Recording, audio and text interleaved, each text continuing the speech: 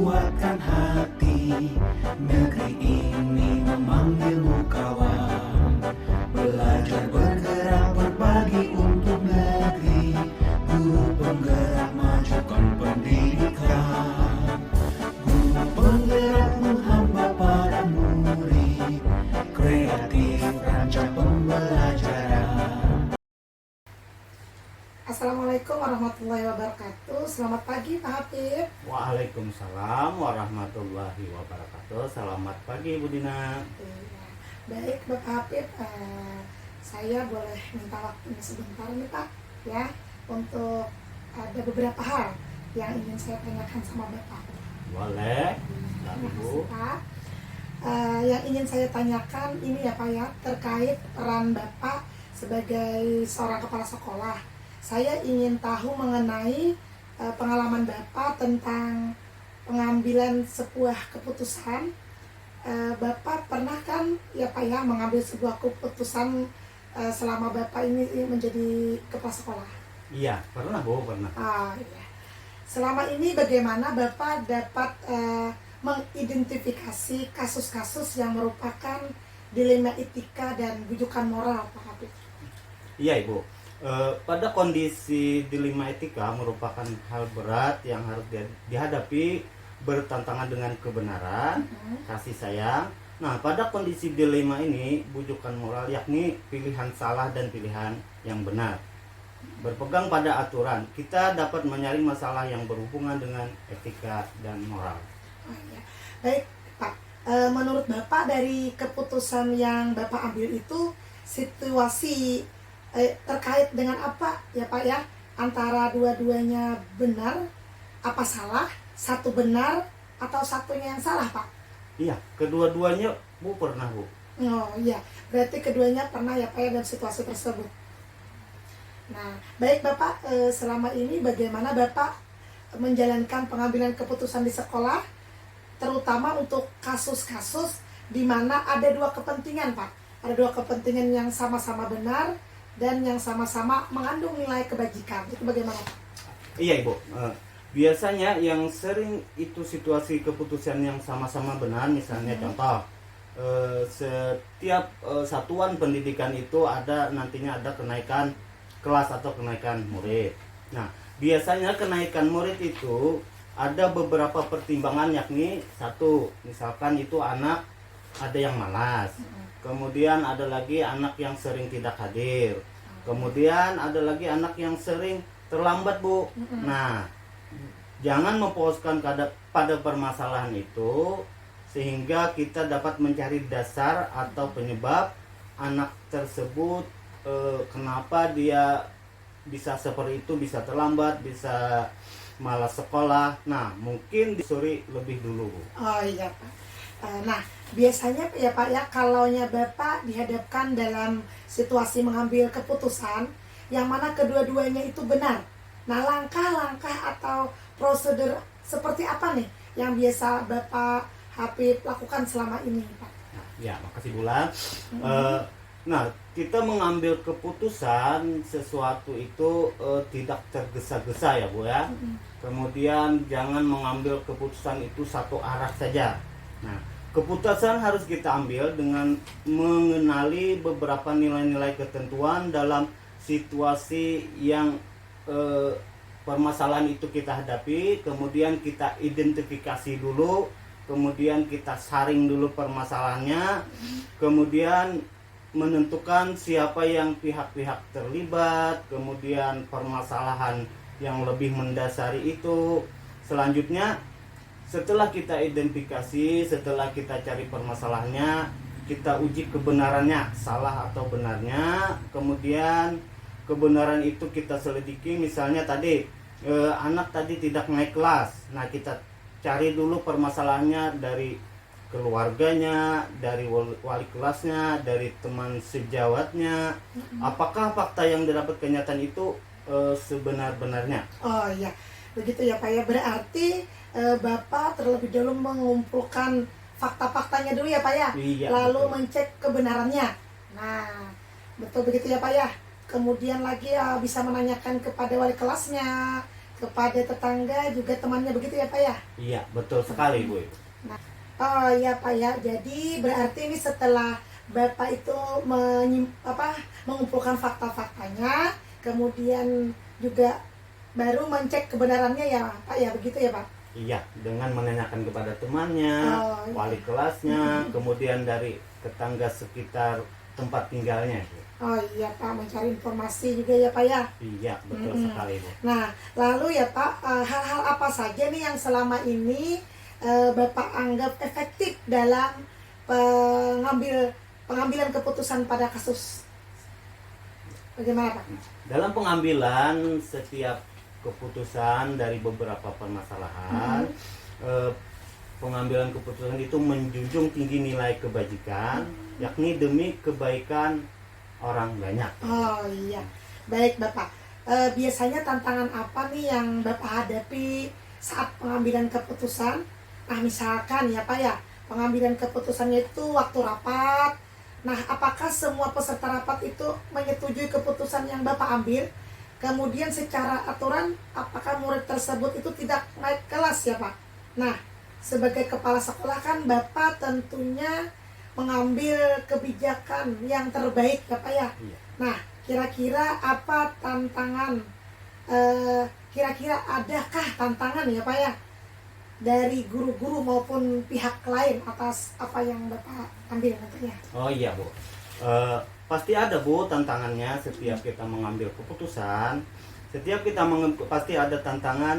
Jadi bagaimana menyikapi tantangan tersebut, kita berikan alasan-alasan kepada yang lain, mungkin mengajak pihak lain bertantangan, kita menerima keputusan kita. Oh, iya. Baik Pak, pasti ada ya Pak ya tantangan setiap mengambil sebuah keputusan itu tentunya. Pasti juga ya Pak ya ada pihak yang tidak setuju ya Pak. Iya Bu, jadi setiap kita mengambil keputusan ada beberapa tantangan. Kemudian dari pihak-pihak lain ada yang setuju dan ada yang tidak. Nah, jadi di sini Bapak melakukan pendekatan artinya dengan memberikan alasan-alasannya ya Pak ya yang tepat gitu ya Pak.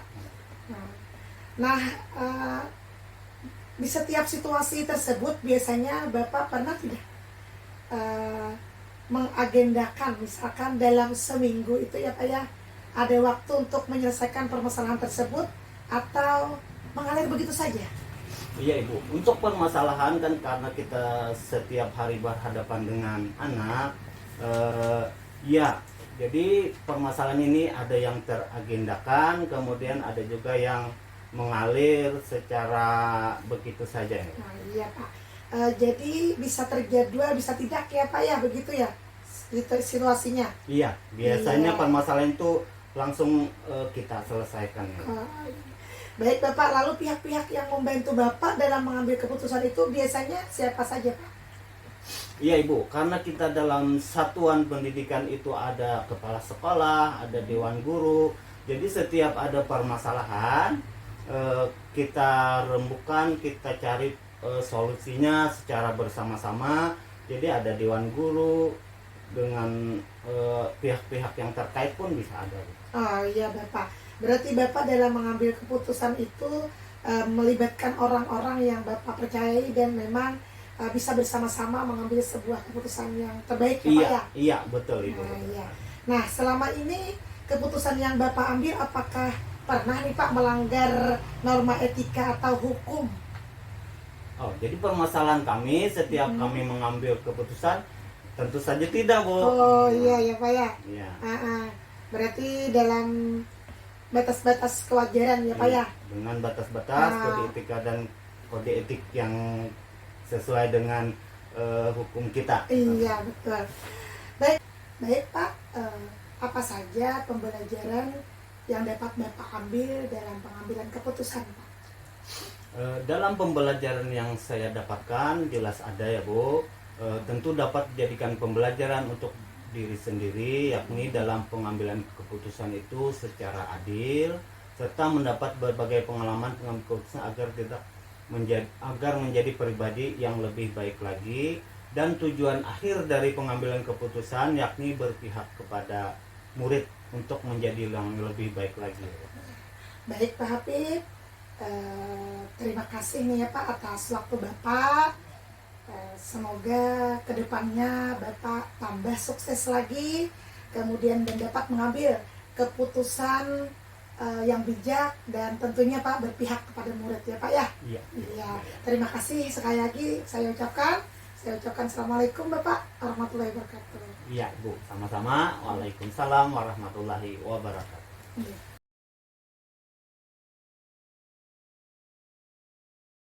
Assalamualaikum warahmatullahi wabarakatuh Bu Haji, selamat siang, apa kabar Ibu hari ini? Waalaikumsalam Bu Juna, selamat siang. Alhamdulillah kabar baik. Baik Ibu, hari ini saya akan mewawancarai Ibu mengenai kasus yang menjadi dilema ya Bu ya. Dilema bagi Ibu, apakah itu kasus baik dari murid maupun dari guru. Kemudian di mana Ibu di sini harus mengambil sebuah keputusan mengenai kasus tersebut Bu. Jadi yang pertama, bagaimana Ibu mengidentifikasi kasus-kasus yang merupakan dilema etika atau bujukan moral. Nah, bagaimana itu Bu? Baiklah. Sebenarnya kasus-kasus yang ada yang pernah saya alami saat mengajar di sekolah ini, kasus tersebut memang ada, tapi bisa atau dapat diselesaikan secara kekeluargaan atau musyawarah. Nah, contoh misalnya lah, kasusnya yaitu ada anak yang berkelahi. Nah, orang tuanya itu datang, jadi harus cepat diselesaikan agar permasalahan tersebut dibawa ke jalur kepolisian. Kita harus cepat tanggap, tidak dibawa. Apa permasalahan tersebut maksud Ibu tidak dibawa ke jalur kepolisian, maka kita selesaikan secara kekeluargaan atau secara damai lah. Oh iya, baik Ibu. Jadi selama ini bagaimana Ibu menjalankan atau mengambil sebuah keputusan di sekolah, terutama untuk kasus-kasus di mana ada dua kepentingan Bu yang sama-sama mengandung nilai kebajikan. Itu bagaimana Ibu? Baiklah, jadi kita selidiki dulu.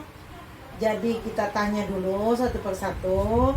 Jangan disamakan semuanya benar, atau jangan dinyatakan selalu benar. Jadi kita tanya dulu satu persatu supaya kita tahu mana yang bohong, mana yang benar. Ada strateginya, ada taktik-taktiknya lah untuk meneliti satu-satunya tuh. Oh ya, baik Bu. Kemudian langkah-langkah atau prosedur seperti apa yang bisa Ibu lakukan selama ini? Pertama, kita mengambil keputusan ya. Sebelum kita menyimpulkan keputusan yang harus diambil, tentu kita mengenali bahwa ada nilai-nilai yang bertentangan dalam situasi dengan cara mengidentifikasi dan menyaring masalah. Setelah itu menentukan siapa saja pihak yang terlibat, lalu dicari faktanya atau buktinya. Kita lihat dulu faktanya, lalu diuji benar salahnya. Kemudian apakah itu benar-benar, apakah itu salah, supaya yang terjadi bohong lah. Baru mengambil keputusan yang tepat dan mereplikasi. Kemudian ya mungkin langkahnya setelah menemukan fakta, tidak kita cek dulu kebenarannya dari fakta yang diselidiki itu tadi. Jangan kada sembarang ambil keputusan.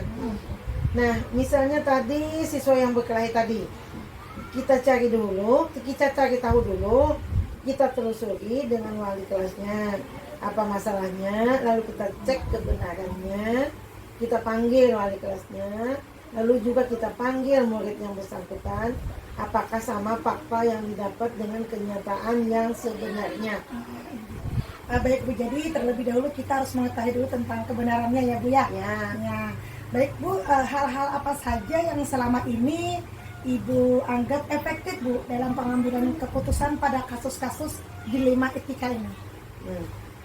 Misalnya kasus tersebut berkelahi tadi, kan kita angkat tadi. Maka kita harus berikan bimbingan atau penyuluhan pada anak-anak Walaupun kita di sini tidak ada istilah bimbingan konseling, tapi kita sendirilah yang membimbing. Misalnya saja sebagai kepala sekolah memberikan himbauan pada saat apel bendera, seperti menasehatilah jangan nakal di sekolah, jangan berkelahi, supaya di sekolah dapat tertib dan lancar dalam pembelajaran. Oh, ya, gitu. Jadi di sini ada anak berkelahi tadi ya Bu ya kasusnya, tapi dilihat dulu. Kemudian baik Ibu, lalu hal-hal apa saja yang selama ini merupakan tantangan Ibu nih dalam mengambil keputusan pada kasus dilema etika tersebut? Tantangan tuh ya pasti ada lah. Nah, tantangannya yaitu setiap kita mengambil keputusan pasti ada tantangan. Jadi bagaimana kita menyikapi tantangannya itu dulu. Kita berikan alasan-alasan, mungkin bisa mengajak pihak lain yang bertentangan dengan kita untuk menerima keputusan itu tadi. Oh iya Ibu. Lalu apakah Ibu memiliki sebuah jadwal tertentu ya Bu ya, jadwal tertentu dalam sebuah penyelesaian kasus dilema etika? Apakah Ibu itu langsung menyelesaikan di tempat waktu itu, ataukah Ibu memiliki jadwal untuk menyelesaikannya? Bentuk atau prosedurnya itu seperti apa yang Ibu jalankan? Baik, biasanya saya menyelesaikannya secara langsung di tempat. Hari itu juga harus selesai, tidak mau atau tidak bisa mengundurkan atau mengundurnya, supaya tidak berlarut dalam kasus tersebut, selesai hari itu juga. Oh iya, jadi kalau ada permasalahan Ibu tidak berlama-lama pokoknya harus selesai dengan waktu singkat seperti itu ya Bu ya. Baik Ibu, adakah seseorang atau faktor-faktor apa yang selama ini mempermudah atau membantu Ibu dalam mengambil sebuah keputusan? Apakah ada Bu? Memang harus ada kerjasama dari semua pihak atau warga sekolah, baik itu pihak yang bersangkutan dalam kasus tersebut atau kita saling berkolaborasi lah, istilah kita tuh saling sharing, nah bertukar pendapat, minta masukan dan saran.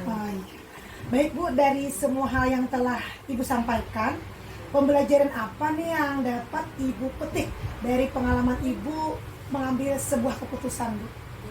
Ya, agar tidak terulang lagi kasusnya itu, untuk kedepannya maka kita harus selalu memberikan masukan atau nasihat dengan memberikan bimbingan untuk murid.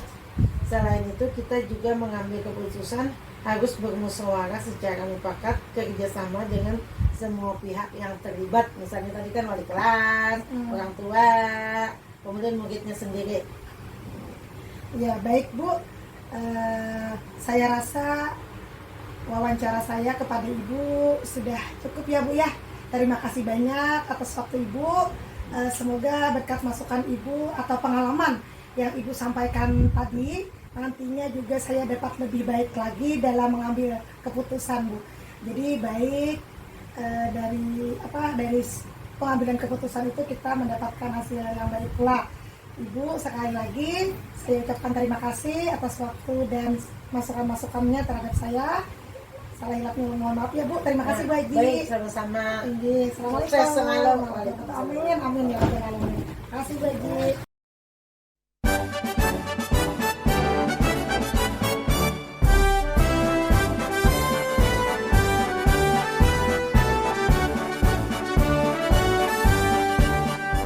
Bulatkan tekad, kuatkan hati, negeri ini memanggilmu kawan. Belajar bergerak berbagi untuk negeri, guru penggerak majukan pendidikan. Guru penggerak menghamba para murid, kreatif rancang pembelajaran. Hargai potensi, tingkatkan prestasi, lahirkan profil pelajar Pancasila.